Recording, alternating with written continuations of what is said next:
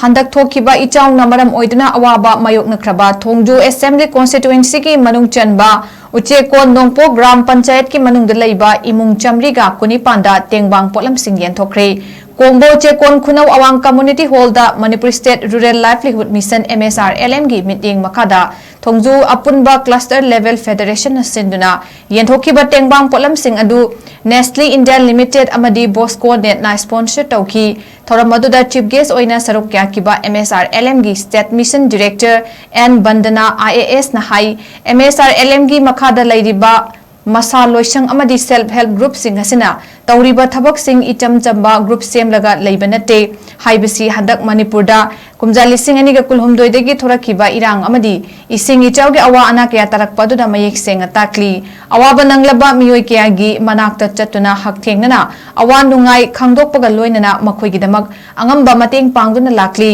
Mamang dadi self help group sing asi senthumgi matangda mateng pangbakak oina ubirami adubu handak awaba nanglaba singi wakalgi awaba kokhanaba hotnaba relief camp da leidiba angang singi mateng pangba kaya asisu singthaningai oi maramaduna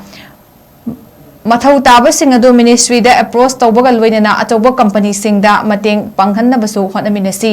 Miyam gi bateng tawbada aikoi chokthaba naidana hotnaminasi haiki Tharamadu da Thongju Apunba CLF ki president NK Bimola Nestle India Limited ki branch corporate affairs ki head Surojit Mukherjee senior manager Sanjay Simon Bosco Net ki AIDA Martha Gonmai Imphal East ki AC2 DCY Searching Uchekon Nongpok GP gi chairperson yauna miyoi kyasu sarukyaki